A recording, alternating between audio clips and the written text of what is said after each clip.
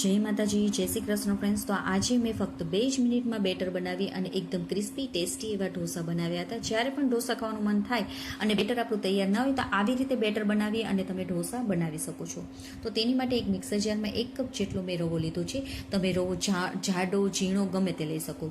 1 cup જેટલો મેં અહીંયા ચોખાનો લોટ લીધો છે. જરૂર મુજબ મીઠું અને 1 ચમચી જેટલી ખાંડ નાખી દેવાની છે. હવે મેં અહીંયા 1.5 કપ જેટલી છાશ ઉમેરેલી છે અને આપણે જરૂર લાગશે તો વધારે પણ આપણે છાશ આમાં ઉમેરીશું.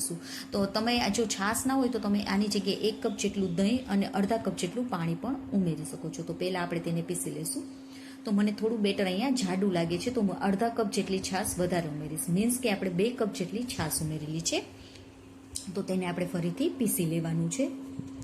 તો આપણું બેટર તૈયાર થઈ ગયું છે. તો તેને એક બાઉલમાં કાઢી લેશું. તો મેં અહીંયા થોડું પતલું જ બેટર રાખેલું છે કારણ કે આપણે હજી થોડી વાર એને 10 થી 15 મિનિટ રાખી મૂકીશું. માટે ત્યાં રવો છે આપણો ફૂલી જશે અને બેટર આપણું થોડું જાડું થઈ જશે. તો 10 મિનિટ માટે આપણે તેને રાખી મૂકીશું. ત્યાં સુધી આપણે બટેકાનો મસાલો કરીશું. તેની માટે 2 ચમચી તેલને ગરમ કરી 1 ચમચી ચણાની દાળ ને અડદની દાળ અને થોડી રાઈ નાખી દઈશું. હવે અડદની દાળ ને ચણાની દાળ કલર ચેન્જ ના થાય તે રીતે આપણે તેને થોડી વાર માટે સતળાવા દેવાની છે. પછી તેમાં આપણે હિંગ અને લીમડાના પાન એડ કરી દઈશું.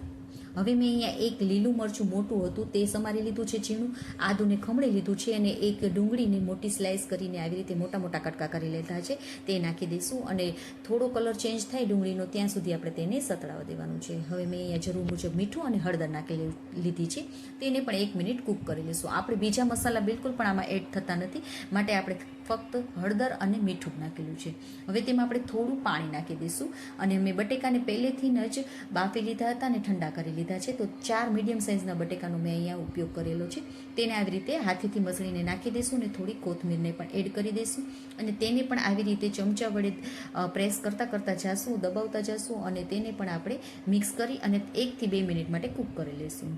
તો આપણો બટેકાનો માવો પણ તૈયાર થઈ ગયો છે. ત્યાં સુધી આપણું બેટર પણ તૈયાર થઈ ગયેલું છે. તો જુઓ થોડું આપણું ઘટ્ટ થઈ ગયું છે બેટર.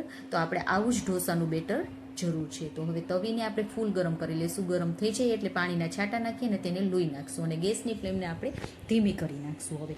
હવે 1 મોટા ચમચા જેટલું બેટર આપણે પહેલાં નાખી દઈશું અને ઢોસાને આપણે પાથરી લેવાનું છે. આવી રીતે પહેલાં પ્રોસેસ કરશો ને તો તમારા ઢોસા આસાનીથી તવીમાંથી નીકળી જશે, બિલકુલ પણ ચોટશે નહીં. હવે આપણે ગેસની ફ્લેમને મીડિયમ કરી નાખવાની. ઉપરથી એકદમ આપણે કૂક થઈ જાય ને પછી આવી રીતે આપણે તેલ લગાવી દેવાનું છે એમાં.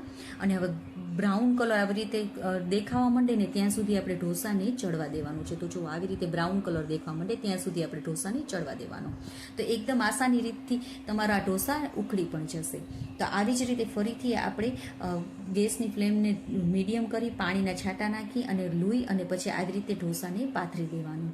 એકદમ આસાનીથી તમે આ ઢોસા બનાવી શકશો અને ખૂબ જ સરસ લાગે છે આ બેટરમાંથી પણ ઢોસા. તો તમે પણ એકવાર જરૂરથી ટ્રાય કરજો. તો આવી રીતે તેલ લગાવી અને ગોલ્ડન બ્રાઉન કલર થાય ને ત્યાં સુધી આપણે તેને ચડવા દેવાનો ઢોસો. અને જ્યારે આવી રીતે ચડી જશે ને તો એકદમ આસાન રીતથી તમારે ઢોસા નીકળી પણ જશે. તો એકદમ ટેસ્ટી એવા, એકદમ ક્રિસ્પી ક્રન્ચી એવા આપણા ઢોસા બનીને તૈયાર થઈ ગયા છે. તો અને હા, જો તમને મારી રેસીપી ગમી હોય તો લાઈક કરજો અને મારી ચેનલમાં નવા હોય તો સબસ્ક્રાઈબ પણ કરજો. ઓકે ફ્રેન્ડ્સ, બાય, જય માતાજી.